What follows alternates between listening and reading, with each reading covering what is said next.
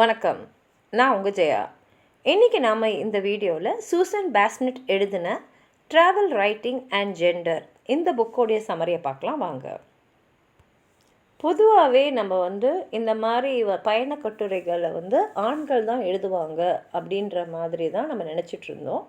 ஆனால் 20ஆம் நூற்றாண்டில் ஆண்களும் சரி பெண்களும் சரி பயண கட்டுரைகள் எழுத ஆரம்பித்தாங்க. அதுவும் அவங்க கட்டுரைகளாக படிக்கும் போது இல்லை அந்த புஸ்தகங்களை படிக்கும் போது அது ஒரு ஆண் சார்ந்த ஒரு பார்வையாவோ பெண் சார்ந்த பார்வையோ இல்லாமல் வேறுபடுத்த முடியாத அளவுக்கு ரெண்டு பேருமே எழுதிட்டு இருந்தாங்க. அதுலேயும் பார்த்தீங்கன்னா பிரிட்டிஷ் ட்ராவல் ரைட்டிங்கில் நிறைய விஷயங்கள் செல்ஃப் டிப்ரிசியேஷனாகவும் ஐரனியாகவும் இருந்தது.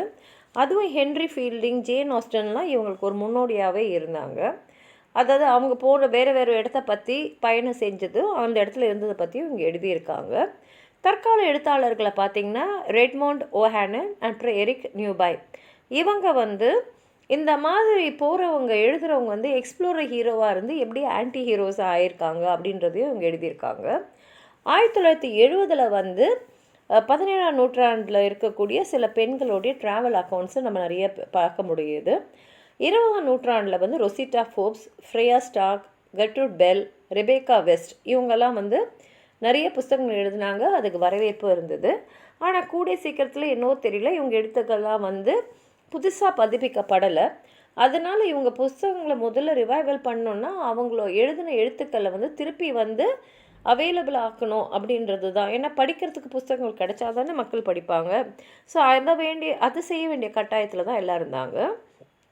இப்போ இந்த பெண்கள் பயண கட்டுரை எழுதும் போது அவங்க மற்ற பெண் எழுத்தாளர்கள்கிட்டேருந்து வித்தியாசப்பட வேண்டியிருந்தது. ஏன்னா மற்றவங்களாம் பார்த்திங்கன்னா சமுதாயத்தில் பெண்கள் இப்படி தான் இருக்கணும் அப்படின்ற ஒரு எண்ணத்தோடையே எழுதக்கூடிய எழுத்தாளர்களாக இருந்தாங்க. அதே சமயத்தில் பயண கட்டுரை எழுதுகிற ஆண் எழுத்தாளர்கள்கிட்டேருந்தும் இவங்க கொஞ்சம் தன்னை வித்தியாசப்படுத்திக்க வேண்டியிருந்தது. ஏன்னா ஆண் எழுத்தாளர்களோட எழுத்துக்களை பார்த்திங்கன்னா அவங்களுடைய அந்த மேஸ்குலினிட்டியை வெளிப்படுத்துகிற மாதிரி தான் அவங்க எழுதிக்கிட்டு இருந்தாங்க.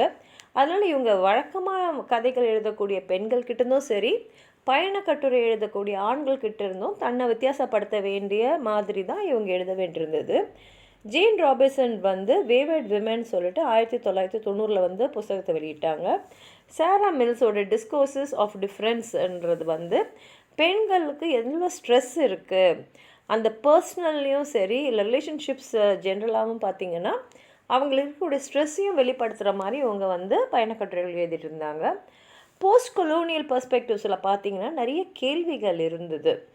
அப்போது அவங்க ஒரு விமனோடைய ரோல் என்ன, அவங்க அந்த ஒயிட் விமனோடைய ஸ்டேட்டஸ் என்ன, இவங்க அந்த ட்ராவல் ரைட்டராக இருக்கும்போது எப்படியெல்லாம் அவங்க பார்க்கப்படுறாங்க அப்படின்றதையும் இதில் எழுதியிருந்தாங்க.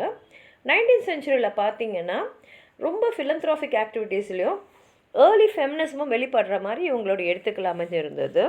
Cheryl McEwan study on Victorian women travellers in East ஆஃப்ரிக்கான்ற புக் எழுதியிருந்தாங்க. அதில் இந்த மாதிரி பெண் பயண கட்டுரை எழுதுகிறவங்க எப்படி பன்முகத்தன்மையோடு இருந்தாங்க அப்படின்றதில் அதை எழுதியிருக்காங்க.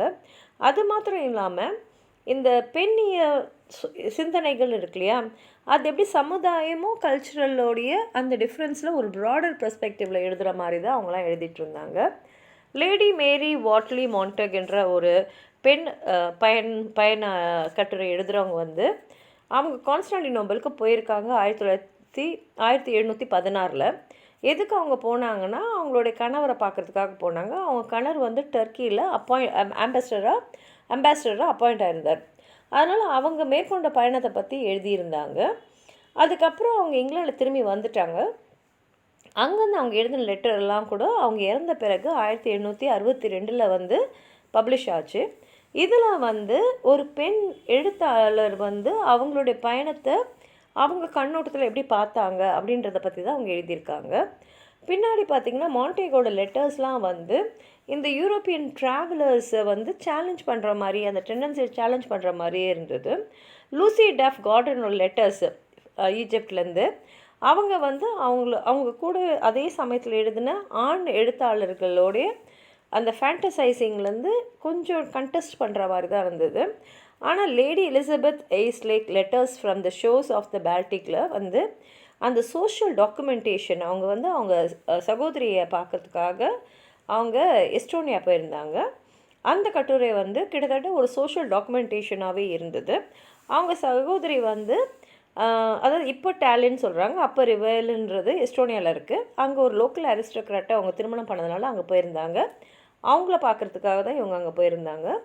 அதுக்கப்புறம் ஹிஸ்ட்ரி ஆஃப் ட்ராவல் ரைட்டிங்குன்னு பார்த்திங்கன்னா நிறையாவே வந்து சாதாரணமாக எதுக்காக வந்து இந்த பயணக்கட்டுரைகள் எழுத பார்த்துச்சுன்னா, இந்த மேப்புங்களை வந்து உருவாக்குறதுக்கும் சர்வே எடுக்கிறதுக்கும் போனவங்க தான் இந்த பயணக்கட்டுரைலாம் எழுதிட்டு இருந்தாங்க. பெண் எழுத்தாளர்கள் எப்படி பயணக்கட்டுரை ஆனாங்கன்னா, ஒன்று அவங்களோட சேர்ந்து மனைவியாவோ சகோதரியாவோ இல்லை மகள்களாவோ இல்லை வந்து சயின்டிஸ்ட் கூட போகக்கூடியவங்க, டிப்ளமேட்ஸு, நேச்சுரலிஸ்ட், எக்ஸ்ப்ளோரர்ஸ், இந்த மாதிரி வேறு யாராவது பயணம் செய்யும்போது அவங்க கூட போன ஒரு பெண்மணி எழுதின கட்டுரைகளாக தான் நமக்கு கிடச்சிட்டு இருந்தது. இசபெல்லா பர்டோடைய புக்கு வந்து பார்த்திங்கன்னா எப்படி வந்து பெண்கள்லாம் வந்து ஒரு அமெச்சூர் ரைட்டர்லேருந்து ப்ரொஃபஷனல் ரைட்டர்ஸாக மாறினாங்க, எப்படி ஸ்டேட்டஸ் வந்து மாறிச்சுன்றதை அருமையாகவே வந்து அதில் வெளிப்படுத்தியிருக்காங்க. மிஸ்ஸஸ் ஆலெக் ட்வீடி, அதாவது எத்தெல் பிரில்லியானான்றவங்க ட்ராவல் ரைட்டர் வந்து ஒரு பப்ளிக் இப்போ வந்து பயணம் செய்யணும் அப்படின்னு ஆசைப்படக்கூடிய ஒரு டூரிஸ்ட்டுக்கு அவங்களுக்காக எழுதப்பட்ட எழுத்துக்களாக அவங்க வந்து 19th செஞ்சுரியில் எழுத ஆரம்பித்தாங்க. அதே மாதிரி இசபெல்லா பர்த், மேரி கிங்ஸ்லி, லேடி ஹெஸ்டர் ஸ்டான்ஃபோர்ப்லாம் அவங்களுடைய பயணத்தில் அவங்களுக்கு எவ்வளோலாம் கடினமான சூழ்நிலைகள் ஏற்பட்டுச்சு, அவங்க எதெல்லாம் சேலஞ்சாக எதிர்நோக்க வேண்டியிருந்ததுன்றதை எழுதியிருந்தாங்க. சாரா மில்ஸ் வந்து நிறைய கேள்விகள் கேட்டிருந்தாங்க.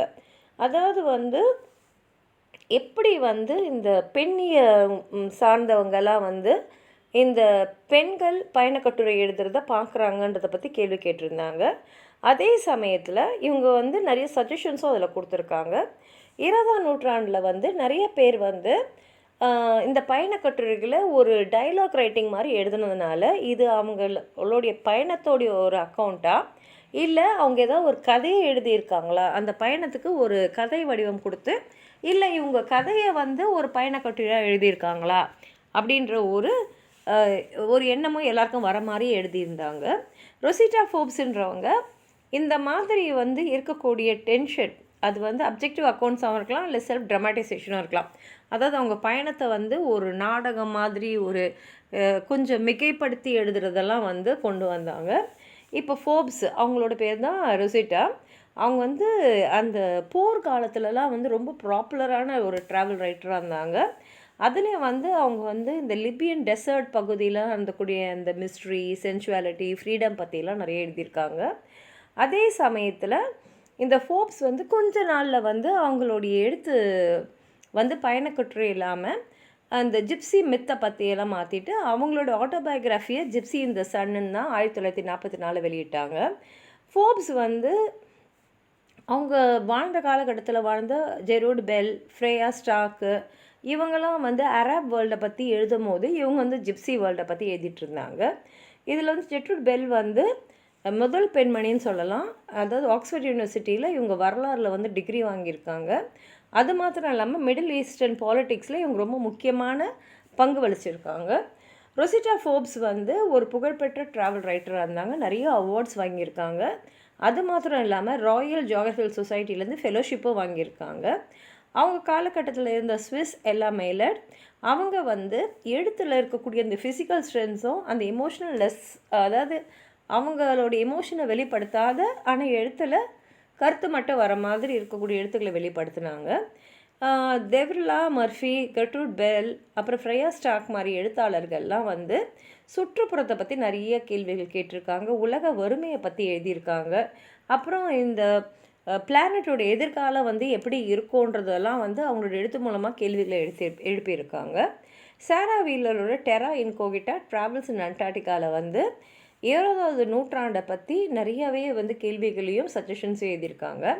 சாரா வீலர் வந்து அவங்களுடைய பயணத்தில் வரும்போது இந்த ஜெண்டர் ரிலேஷன்ஷிப்ஸை பற்றியும் அவங்க நிறைய எழுதியிருக்காங்க.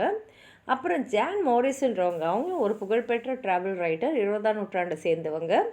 இவங்க வந்து நிறைய சேலஞ்சிங் ஐடியாஸை கொண்டு வந்திருக்காங்க. அதாவது வந்து வேறுபட்ட இடங்களில் இருக்கக்கூடிய, அதாவது வீடா இல்லை வெளியா, ப்ரெசண்ட்டாக பாஸ்டா, மேஸ்குலினா ஃபெமினா, அதெல்லாம் அவங்க எழுத்து மூலமாக வந்து அவங்க நிறைய கேள்வி கேட்டாங்க.